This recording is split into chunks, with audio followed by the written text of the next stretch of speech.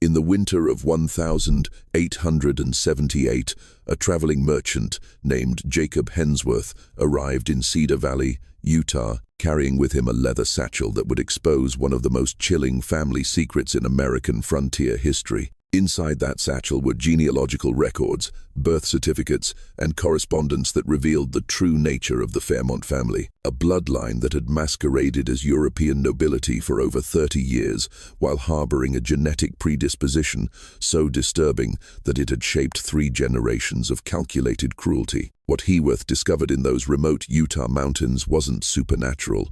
It was something far more terrifying, a family that had systematically bred and nurtured the very worst of human nature, passing down not just physical traits, but an inherited capacity for manipulation, violence, and emotional coldness that defied every moral boundary of civilized society. The records he carried contained evidence of murders, disappearances, and a methodical approach to eliminating anyone who threatened to expose their carefully constructed facade. Before we continue with the story of how the Fairmont family's genetic secret was finally revealed, make sure you're subscribed to our channel and let us know in the comments what state or city you're listening from. We love connecting with our audience from across America.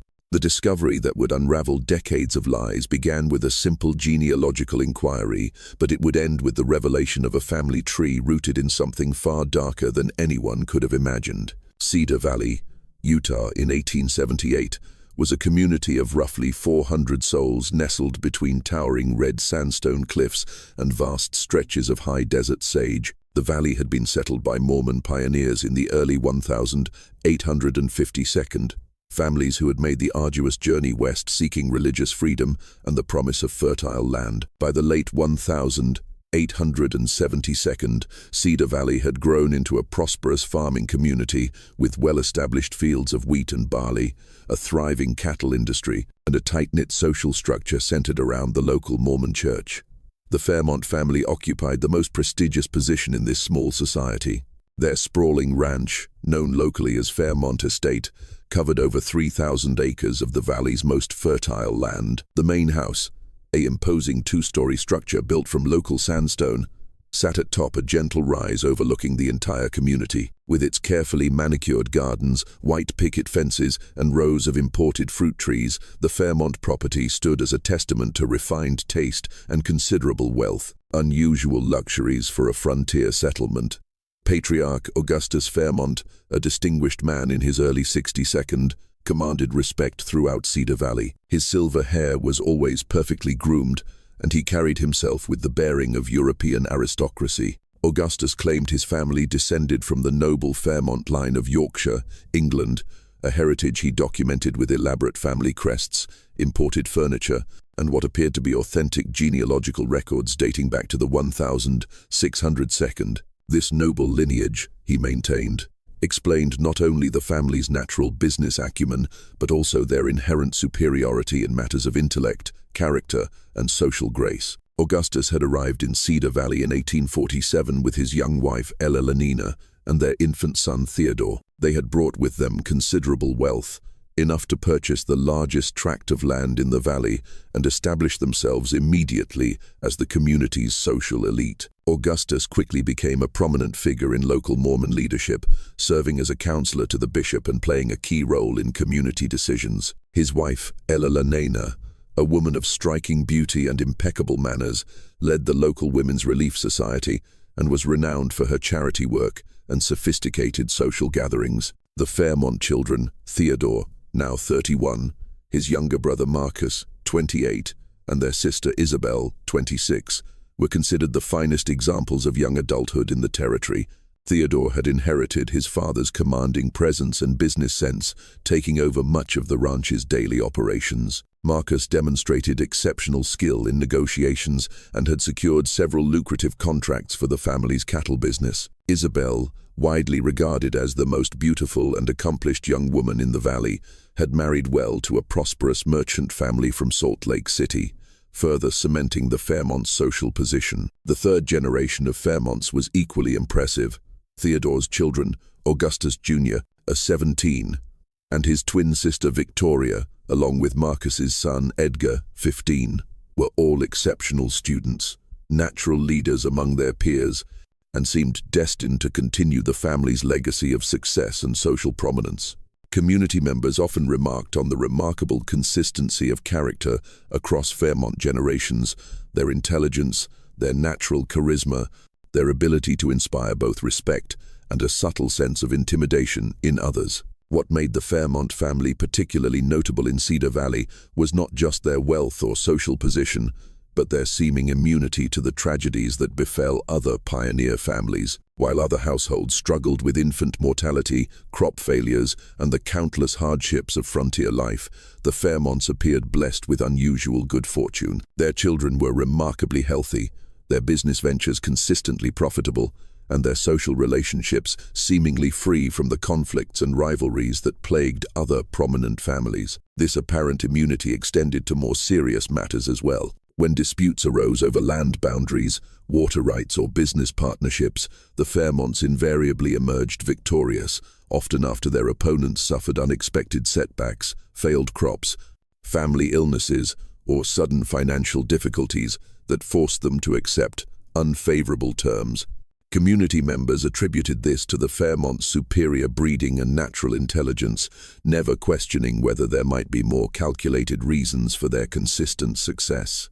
The Fairmont family's influence extended far beyond their immediate community.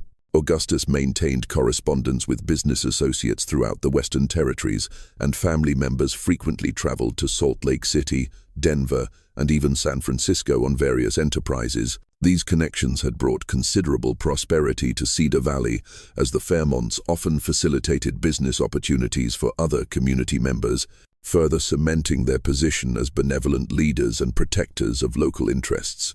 Jacob Hensworth's arrival in Cedar Valley on that cold February morning in 1878 initially seemed like nothing more than another routine business visit. Hensworth, a professional genealogist and document researcher from Philadelphia, had been commissioned by a wealthy Eastern family to trace their ancestry and verify claims to a substantial inheritance.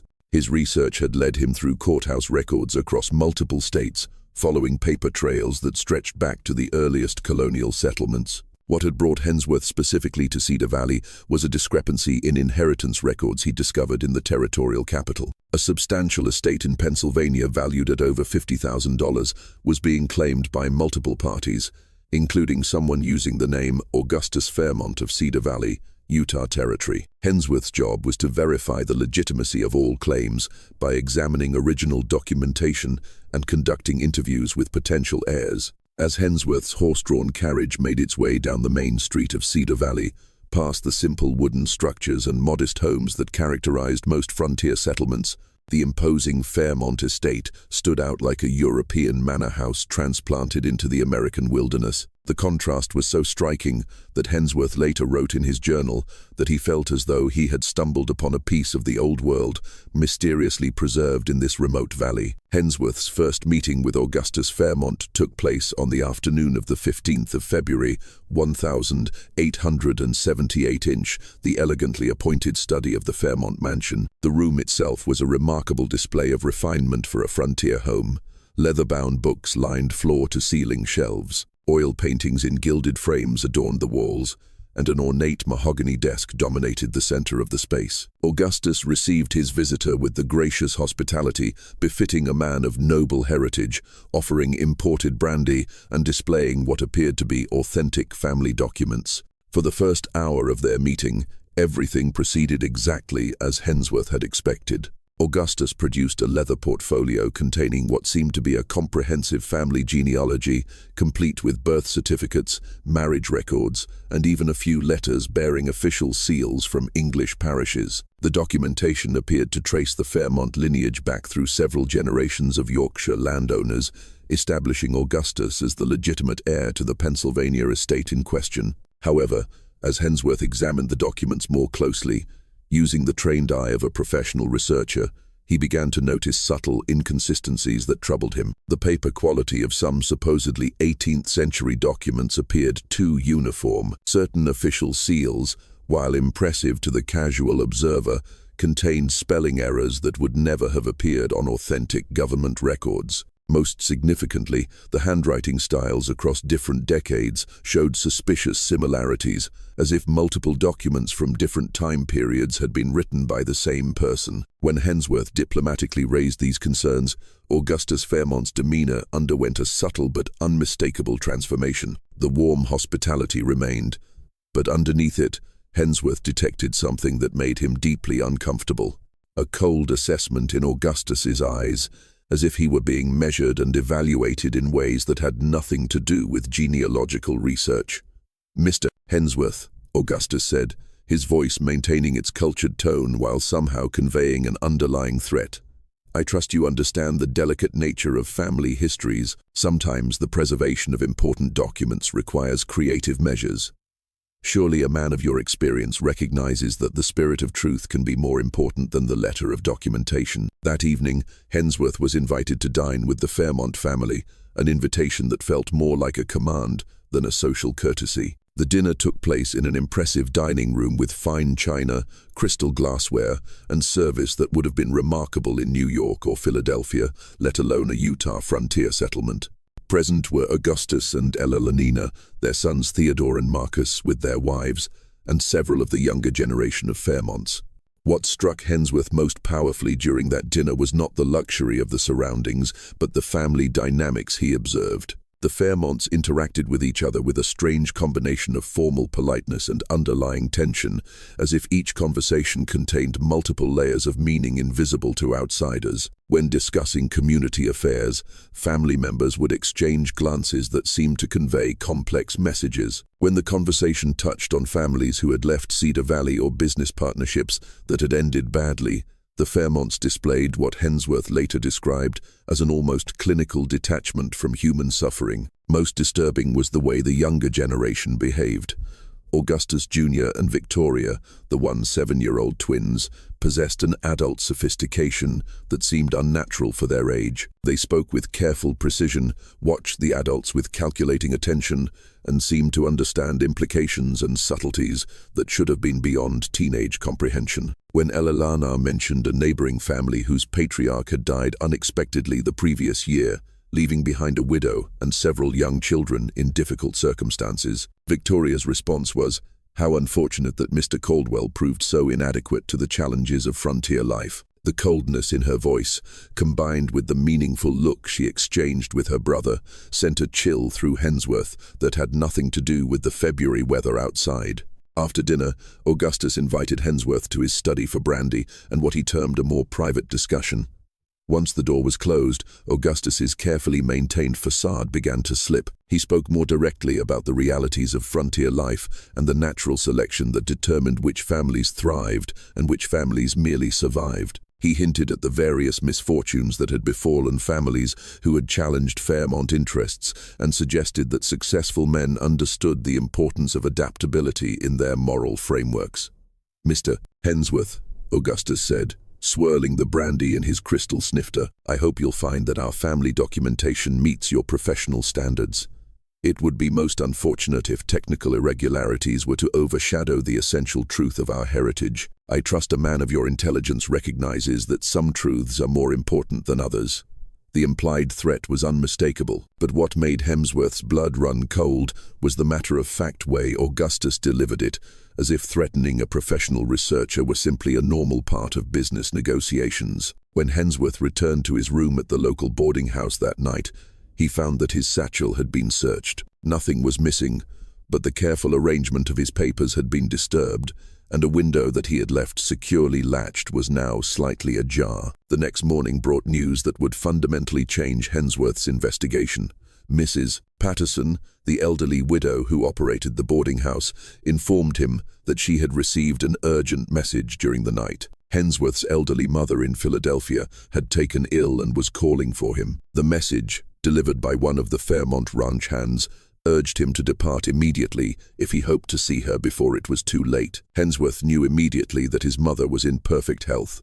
He had received a letter from her just days before his departure to Utah. The fabricated emergency was clearly meant to drive him away from Cedar Valley before he could complete his investigation. What terrified him was not just the obvious deception, but the speed and efficiency with which the Fairmonts had crafted this elaborate lie. It suggested a level of organization and ruthlessness that went far beyond simple document forgery. Rather than confronting the Fairmonts directly, Hensworth decided to play along with their charade while secretly continuing his investigation. He announced his intention to depart immediately, expressing appropriate concern for his mother's health. But instead of leaving the territory, he traveled to the county seat, where official records were maintained. What he discovered there would haunt him for the rest of his life. The courthouse records in the territorial capital told a story that contradicted everything the Fairmont family claimed about their origins. According to official immigration and land purchase documents, the family that had arrived in Cedar Valley in 1847 bore the name Flea, not Fairmont. Augustus Flea had purchased his land using gold coins and bank drafts from multiple Eastern financial institutions, a suspicious pattern that suggested either extraordinary wealth or money obtained through questionable means. More troubling were the records that preceded their arrival in Utah. Hensworth's investigation revealed that a family matching the Flea description had been wanted for questioning in connection with a series of mysterious deaths in Missouri and Kansas during their westward journey. In each case, the pattern was remarkably similar. The Fleshers would arrive in a community, establish themselves as respectable citizens, and then various local figures who opposed or competed with them would suffer fatal accidents or sudden illnesses. In Independence, Missouri, a merchant who had refused to sell his store to Augustus Flea was found dead in his home, apparently from a heart attack, though neighbors reported he had been in excellent health just days before. His widow, left with debts and no means of support, sold the store to Flea for a fraction of its value. In Lawrence, Kansas, a local landowner who had disputed Fletcher's claim to a valuable tract of farmland died when his horse threw him while crossing a bridge that local residents later discovered had been deliberately weakened. The pattern extended beyond simple business disputes. In each community where the Fleas had lived, families who had achieved social prominence or who possessed information that could threaten the Fleas' carefully constructed identity would experience a series of escalating misfortunes. Children would fall ill with mysterious ailments. Crops would fail despite favorable weather conditions. Financial investments would collapse after receiving bad advice from trusted sources. What made these incidents particularly sinister was their timing and selectivity. The misfortunes always struck at moments when the victims were most vulnerable, and they invariably benefited the Flea family, either directly through business opportunities or indirectly by eliminating potential rivals or threats. The precision of this pattern suggested not random misfortune, but carefully orchestrated campaigns designed to consolidate power and eliminate opposition. Hensworth's research revealed that the Flea family's true origins could be traced to a small industrial town in Pennsylvania, where they had operated under yet another name, the Fulns. Court records from the 1822nd and 1832nd showed a family involved in a series of business partnerships that ended badly for their associates. The Fulner businesses were consistently profitable, but their partners and competitors experienced an unusual number of accidents, bankruptcies, and family tragedies. The most disturbing discovery came when Hensworth located a retired sheriff from the Pennsylvania town who remembered the Fulner family. Sheriff Thomas Brennan, now in his 72nd and living in retirement, agreed to meet with Hensworth and share his recollections of the family that had dominated his town's business community for over 2 decades. They were different, Brennan told Hensworth during their meeting in a Philadelphia tavern. Not just wealthy or successful, plenty of families achieved that. The Fulners had this way of making people feel evaluated, like they were studying everyone around them, looking for weaknesses, figuring out how to use people. Brennan described a family that operated with an almost military precision in their social and business dealings.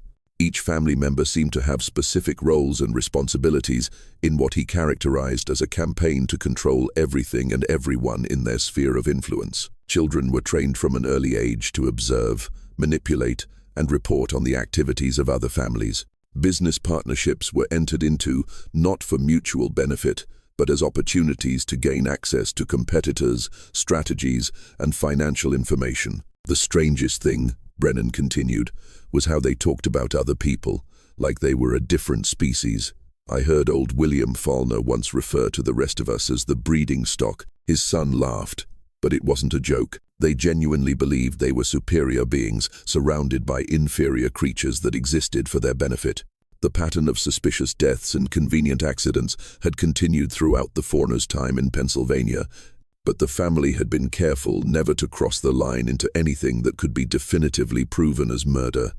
Instead, they had mastered the art of creating circumstances that led to predictable outcomes. A business rival would be encouraged to make a risky investment just before a market downturn that the Faulkner had anticipated. A political opponent would be provided with information that led him to make accusations he couldn't prove, destroying his credibility. A romantic rival would be maneuvered into compromising situations that ruined his reputation. They had this talent, Brennan explained, for making people destroy themselves. They'd create the conditions, provide the temptation or the pressure, and then stand back and watch their targets make the decisions that ruined their own lives. Technically, they never did anything illegal, but the results were the same as if they'd committed murder. The sheriff's most chilling revelation concerned the family's attitude toward their own children. Brennan had observed the Faulkner children from an early age and noted that they were trained with the same systematic approach that the adults applied to their business dealings. Children who showed natural empathy or emotional sensitivity were subjected to what the family termed character-strengthening exercises, psychological conditioning designed to eliminate what they considered weaknesses. I saw William Faulkner once force his 8-year-old son to watch while they slaughtered a horse that had injured its leg, Brennan recalled. The boy was crying, begging them to try to heal the animal. His father made him stand there until he stopped crying, then made him help with the butchering. Said it was important for the boy to understand that sentimentality was a luxury they couldn't afford. The family had left Pennsylvania abruptly in 1843, just ahead of a grand jury investigation into a series of suspicious business dealings. They had liquidated their assets with remarkable speed and efficiency, suggesting they had been prepared for a quick departure. Brennan had never learned what had become of them, but he had always suspected they had simply relocated and continued their operations under new identities. Hensworth's investigation revealed that the transformation from Faulkner to Flea to Fairmont represented more than simple name changes. It was evidence of a sophisticated system for creating new identities and establishing credible backgrounds in communities where they were unknown. The genealogical documents that Augustus had shown him were masterful forgeries, but they were just the most recent iteration of a process the family had perfected over decades. What emerged from Hemsworth's research was a portrait of a family that had systematically bred and nurtured the capacity for manipulation, exploitation, and psychological cruelty across multiple generations. This wasn't a genetic abnormality in any biological sense. It was something far more disturbing, a family culture that had deliberately cultivated the worst aspects of human nature and passed them down as valuable skills. The implications were staggering. If the Fairmonts were indeed the same family that had operated as the Fleers and before that as the Faulkners, then their 30-year residence in Cedar Valley represented the longest and most successful phase of a multi-generational campaign of psychological warfare against unsuspecting communities. Armed with this disturbing information, Hemsworth made the dangerous decision to return to Cedar Valley under the pretext of having found additional documentation that supported the Fairmonts' claim to the Pennsylvania inheritance. His real purpose was to gather evidence that could definitively link the current family to their previous identities and potentially expose the full extent of their operations. What he discovered during his second visit to Cedar Valley was even more chilling than his original suspicions had suggested. The community that had initially appeared to be a prosperous and harmonious frontier settlement revealed itself, under closer examination, to be a carefully controlled environment where the Fairmont family exercised near total dominance through a combination of economic leverage, social manipulation, and what could only be described as systematic intimidation. Hensworth began his investigation by carefully documenting the history of families who had left Cedar Valley over the previous 3 decades. The official explanation for most departures was simple economic opportunity, families moving to larger towns or better farming opportunities elsewhere.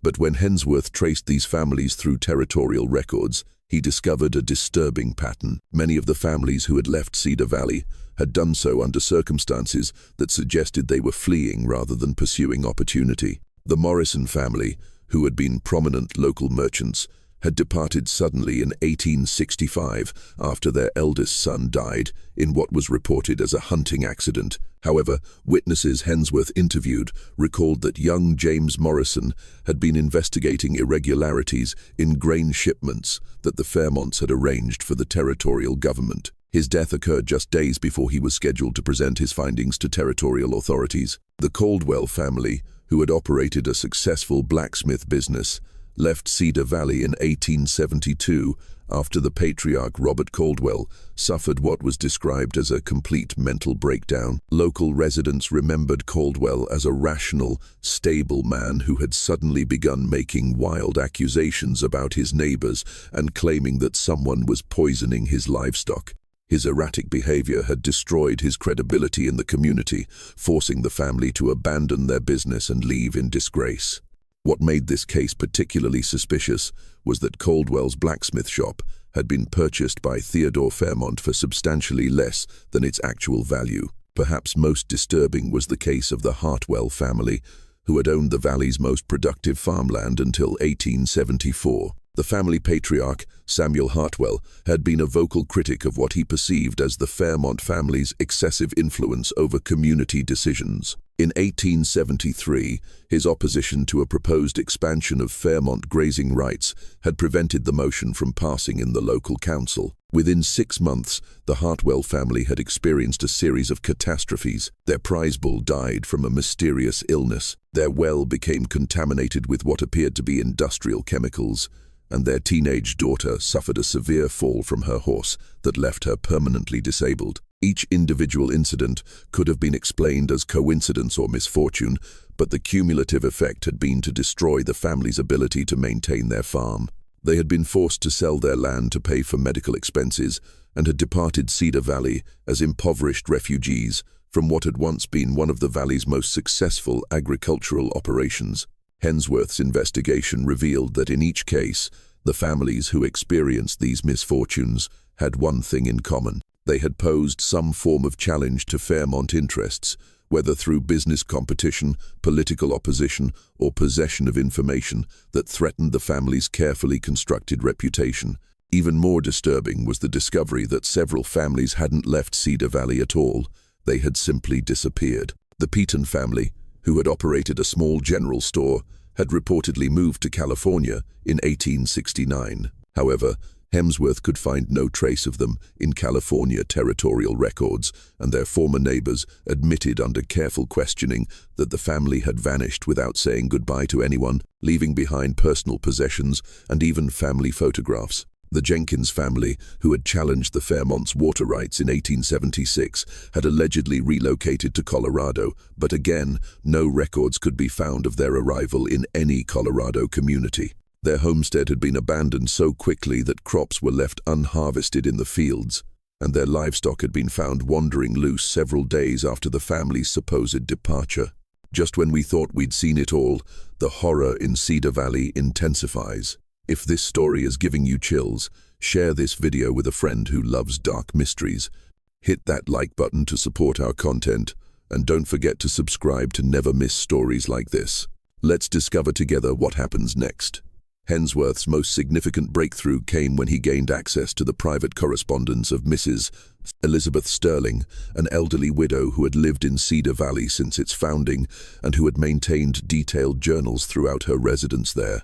Mrs. Sterling, now confined to her home by age and illness, agreed to speak with Hensworth after he convinced her that his research might help bring justice for wrongs that had been ignored for too long. Mrs.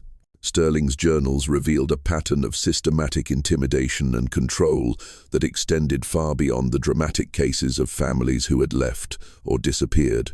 The Fairmont family had created what amounted to a surveillance network within the community, using their economic influence to ensure that information about every family's private affairs flowed back to them. They knew everything about everyone. Mrs. Sterling told Hemsworth, her aged hands trembling as she turned the pages of her journals, who was having marital troubles, who was struggling financially, who had children with learning difficulties or behavioral problems. They collected information the way other people collect stamps, and they used it just as deliberately. The journals documented instances where the Fairmonts had used private information to manipulate community decisions, destroy reputations, and force favorable business arrangements. They had perfected a system of applying pressure at precisely the right moment to achieve their desired outcomes while maintaining plausible deniability about their involvement. Mrs. Sterling's most shocking revelation concerned the fate of the families who had mysteriously disappeared. According to her careful observations, these families hadn't left Cedar Valley voluntarily. They had been eliminated by the Fairmont family using methods that left no obvious evidence of foul play. The Patants didn't move to California, Mrs. Sterling whispered, her voice barely audible in the dim light of her small parlor. I saw Marcus Fairmont and two of his ranch hands loading something heavy into a wagon. Late one night, about a week after the Pettonston supposedly left, they headed toward the old mine shafts up in the canyon. That wagon came back empty, and it had been scrubbed clean, she described, observing similar activities after the disappearance of the Jenkins family, and her journals contained detailed notes about the increased activity around abandoned mine shafts and remote areas of the Fairmont property following the vanishing of families who had opposed them. Mrs. Sterling's revelations forced Hemsworth to confront a horrifying possibility. The Fairmont family weren't simply skilled manipulators and fraudsters. They were serial killers who had been operating with impunity for over 3 decades. The scope of their crimes extended far beyond anything he had initially imagined, and the systematic nature of their operations suggested a level of organization and ruthlessness that challenged his understanding of human behavior.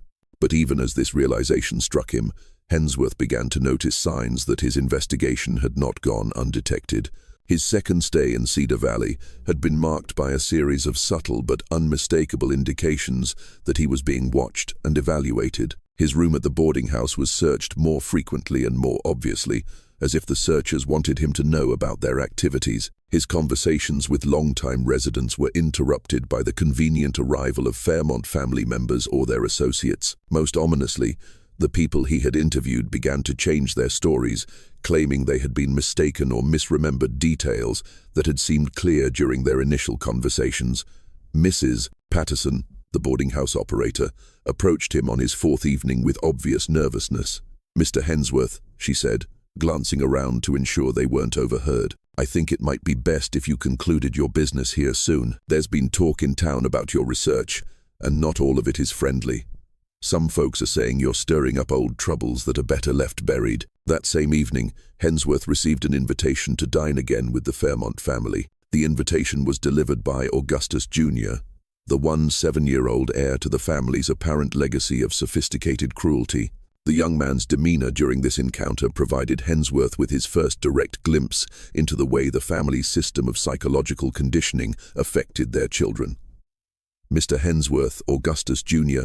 said, his voice carrying the same cultured tone as his grandfather's, but with an underlying coldness that seemed almost inhuman in someone so young. "My grandfather is eager to learn about the additional documentation you've discovered. He's particularly interested in understanding how thoroughly you've researched our family's history and what conclusions you've drawn from your investigation." The phrasing of this invitation made it clear that Hemsworth was being summoned for interrogation rather than invited for social conversation. More disturbing was the way Augustus Jr. delivered the message, with the confident authority of someone who had never questioned his right to intimidate and manipulate adults, and with the calculating precision of someone who had been trained to extract information through psychological pressure. Hemsworth's dinner with the Fairmont family on the 23rd of February 1878 became a psychological warfare session disguised as social courtesy. The entire extended family was present, including members he hadn't met during his previous visit. The gathering felt less like a family dinner and more like a tribunal, with Hemsworth as the subject of collective evaluation. Throughout the meal, family members took turns asking questions about his research, his findings, and his intentions regarding the Pennsylvania inheritance. Their questions were phrased politely, but the underlying message was unmistakable.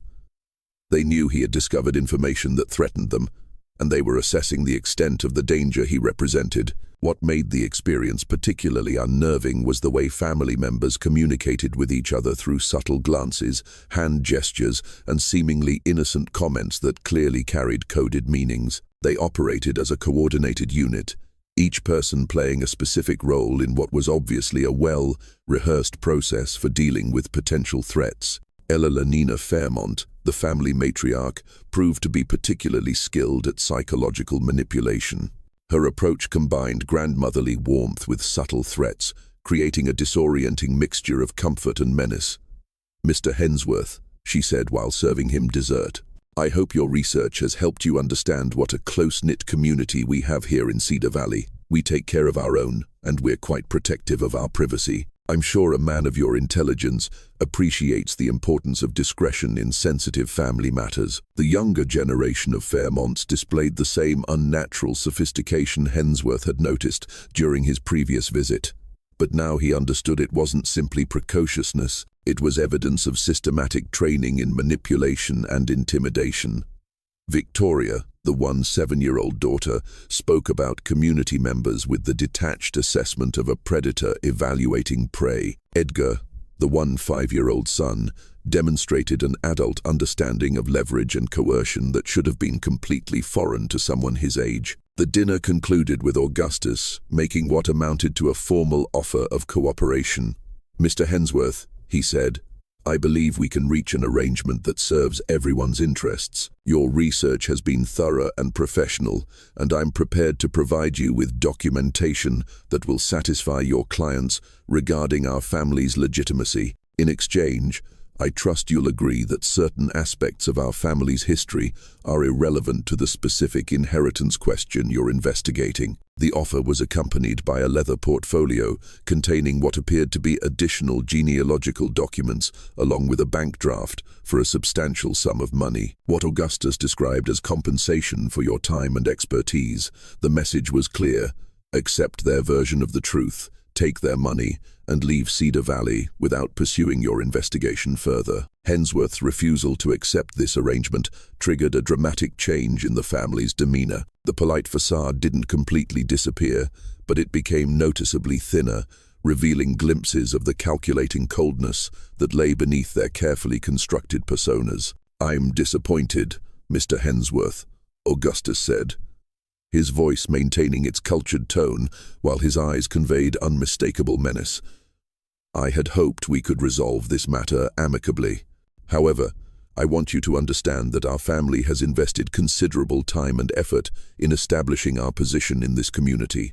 We won't allow that investment to be threatened by misunderstandings or misinterpretations of historical events." Theodore Fairmont, Augustus's eldest son, was more direct in his approach. "Mr. Hensworth," he said, "I think you should consider the practical implications of your situation. You're a long way from home, investigating matters that don't really concern you in a community where your presence has already caused considerable disruption. Accidents happen frequently in frontier territories, especially to people who aren't familiar with local conditions." The threat was delivered with the same matter-of-fact tone Augustus had used during their previous conversation, but coming from a younger man with obvious physical strength, it carried a more immediate sense of danger.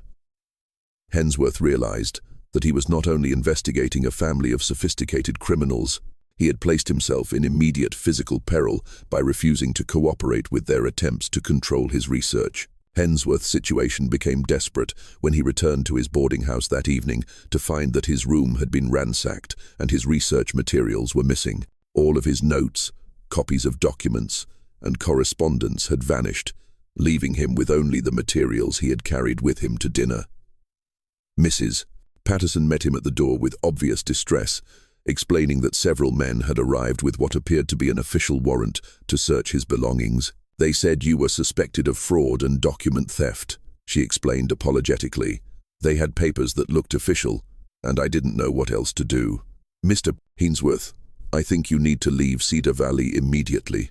These are dangerous people, and they have more power here than any outsider can challenge." Hensworth realized that the Fairmont family had used their influence to manufacture legal justification for seizing his evidence. Without his documentation, He would be unable to prove his allegations about their true identity or their history of criminal activities. Worse, his refusal to accept their buyout offer had apparently convinced them that he represented an unacceptable threat to their security. Rather than fleeing immediately, Hensworth made a decision that he later described as either extremely brave or completely foolish. He decided to attempt one final effort to gather definitive proof of the family's crimes. Mrs. Sterling had mentioned seeing suspicious activity near abandoned mine shafts on Fairmont property, and Hensworth resolved to investigate these locations under cover of darkness.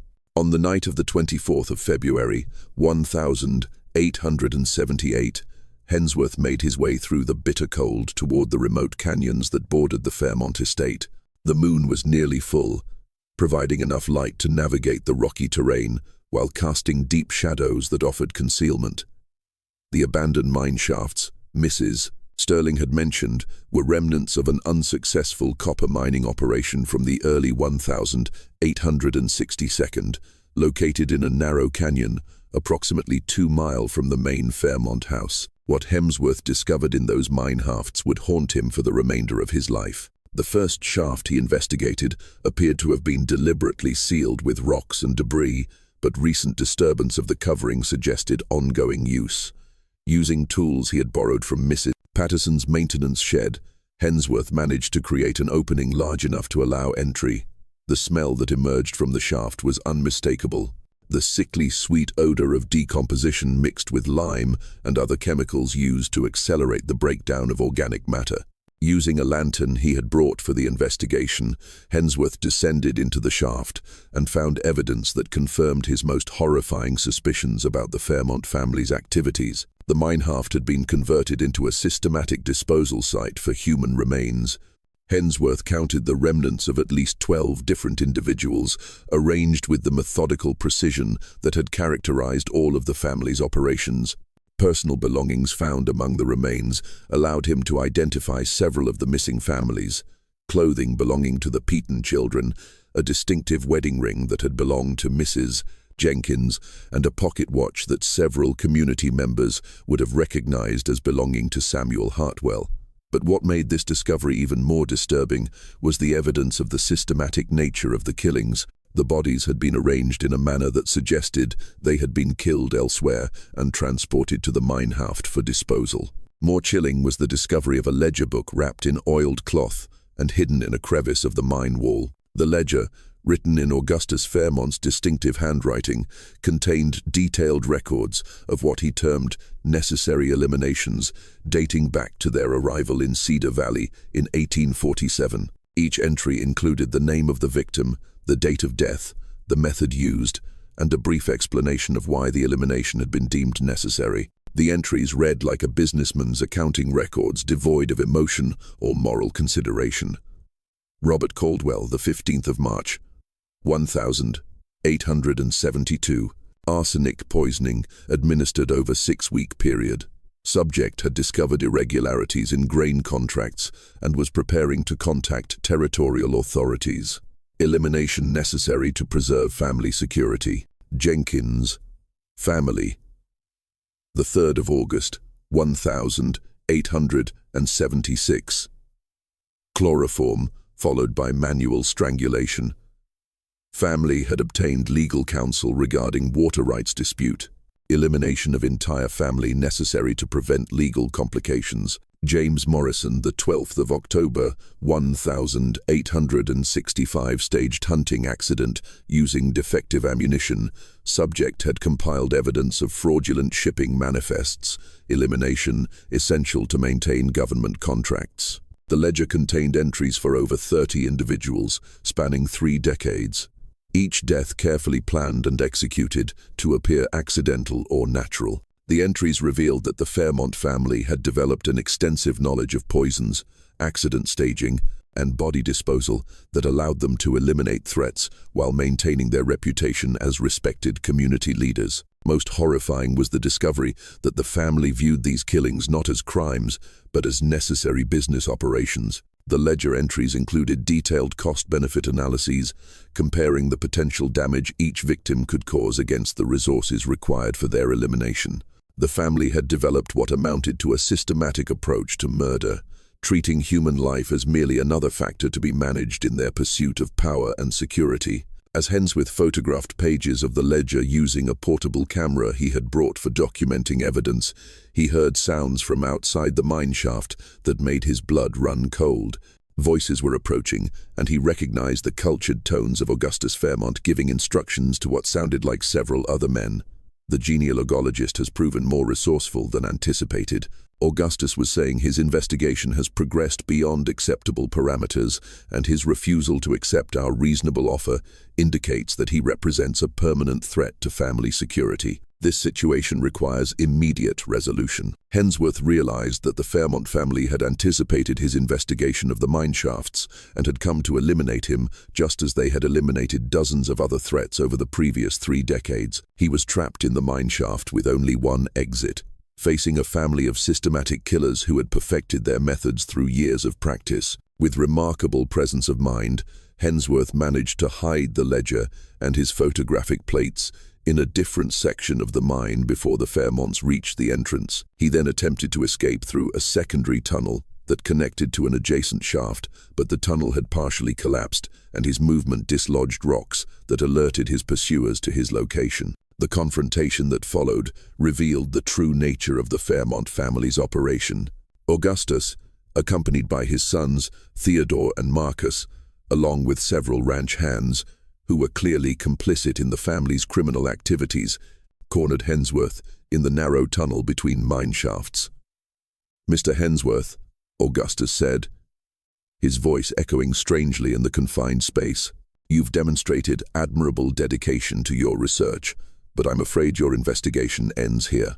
Your disappearance will be attributed to the hazards of exploring abandoned mine workings, a tragic accident that befalls inexperienced Eastern visitors who underestimate the dangers of our frontier environment." What made this moment particularly terrifying was the calm, businesslike manner in which Augustus discussed Hensworth's impending murder. There was no anger, no passion, no indication that he viewed killing as anything other than a routine solution to a practical problem. Theodore and Marcus displayed the same detached professionalism, discussing the logistics of disposing of Hensworth's body and creating a plausible explanation for his disappearance. "We'll need to stage the scene carefully," Theodore observed, "an apparent cave-in that trapped him while he was exploring. His body won't be discovered for months, if ever, and by then any evidence of foul play will have deteriorated beyond recognition." Marcus added practical considerations about disposing of Hensworth's horse and belongings to support the story that he had left Cedar Valley voluntarily before suffering his fatal accident.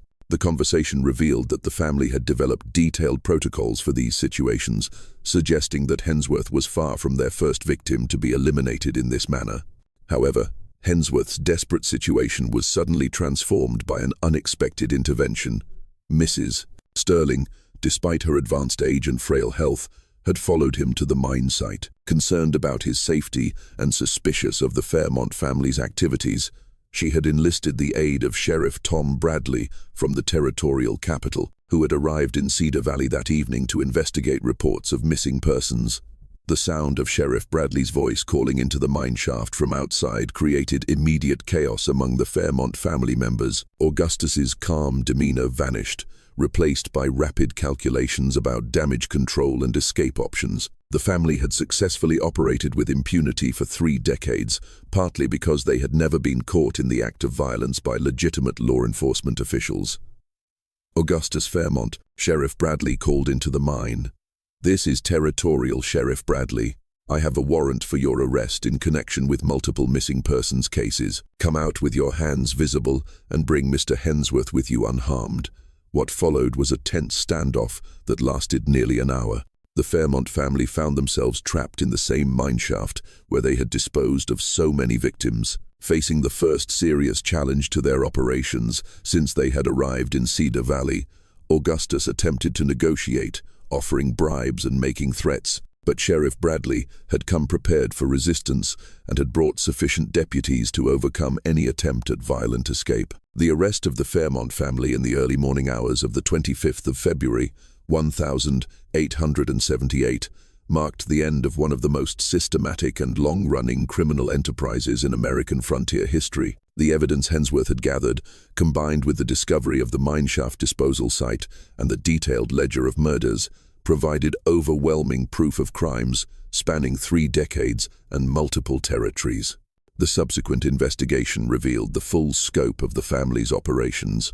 Sheriff Bradley's team discovered additional disposal sites on Fairmont property, along with a sophisticated laboratory where the family had developed their knowledge of poisons and chemical methods for accelerating decomposition. Hidden compartments in the Fairmont mansion contained false identity documents, forged genealogies, and correspondence detailing similar operations the family had conducted under different names in Pennsylvania, Missouri, and Kansas. Perhaps most disturbing was the discovery of detailed psychological profiles the family had compiled on every resident of Cedar Valley. These files contained information about personal weaknesses, financial vulnerabilities, family secrets, and potential leverage points that could be used for manipulation or blackmail. The files revealed that the Fairmont family had been systematically studying and cataloging their neighbors for potential exploitation, treating the entire community as a resource to be managed and controlled. The trial of the Fairmont family began in Salt Lake City in the summer of 1878 and attracted national attention as one of the most sensational criminal cases of the era. Newspaper reporters from eastern cities traveled to Utah to cover the proceedings, fascinated by the story of a family that had masqueraded as European nobility while conducting a decades-long campaign of murder and fraud. Testimony during the trial revealed that the family system of psychological conditioning had been remarkably effective in creating multiple generations of individuals capable of viewing other human beings as objects to be manipulated or eliminated. The younger generation of Fairmont showed no remorse for their participation in the family's crimes, apparently genuinely believing that their actions were justified by their inherent superiority over their victims. Augustus Fairmont's testimony provided chilling insights into the family's philosophy and methods. He described their operations not as crimes, but as natural selection in action, claiming that their success proved their genetic and intellectual superiority over the inferior specimens they had eliminated. His calm, rational demeanor, while describing decades of systematic murder, disturbed even experienced court officials and newspaper reporters. "We simply recognized realities that others choose to ignore," Augustus testified. "Human society is a competitive environment where success belongs to those with the intelligence and determination to seize opportunities. Those who lack the capacity for strategic thinking and decisive action inevitably become resources for those who possess superior capabilities." Although the trial also revealed that the family's fraudulent genealogy was just one element of an elaborate system for creating and maintaining false identities, they had perfected techniques for forging historical documents, establishing credible backstories, and inserting themselves into communities in ways that immediately established social and economic advantages. Lenina Fairmont's testimony provided insights into how the family system was transmitted to subsequent generations. She described a comprehensive program of education that began in early childhood, designed to eliminate empathy, develop manipulative skills, and instill the belief that other people existed primarily as resources to be exploited.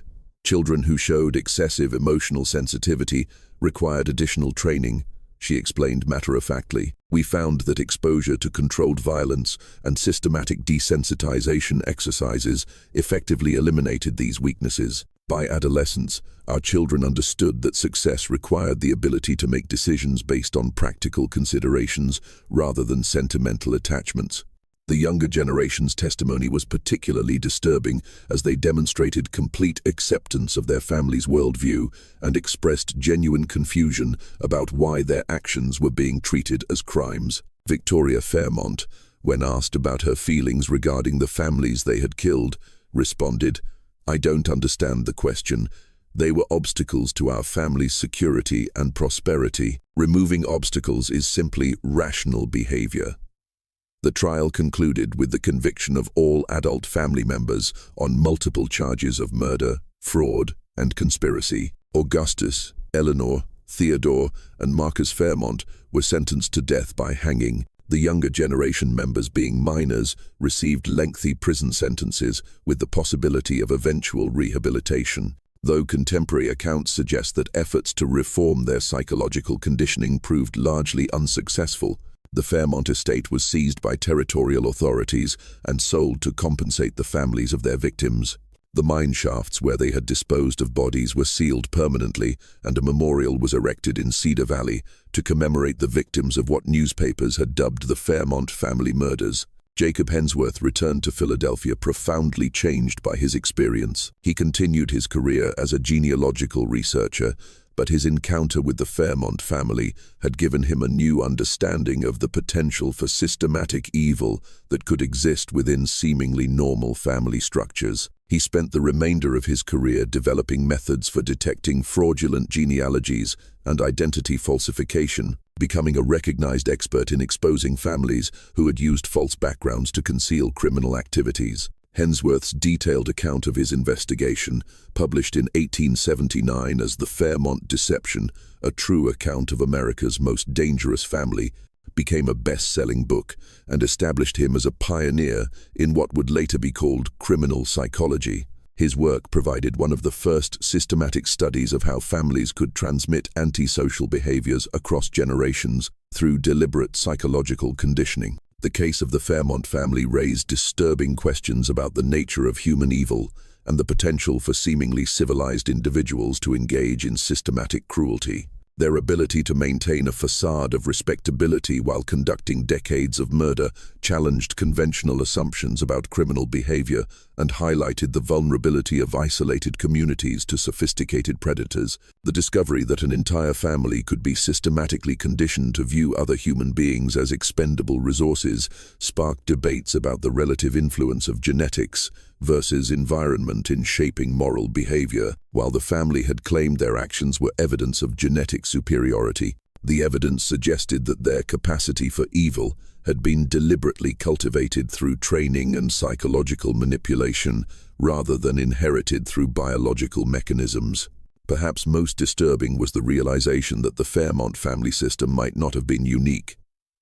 Their sophisticated methods for creating false identities, establishing themselves in new communities, and systematically eliminating threats suggested capabilities that could have been developed and refined through contact with other criminal organizations. The possibility that similar families might be operating in other remote communities across the American frontier created widespread anxiety and led to increased scrutiny of prominent families whose backgrounds couldn't be independently verified.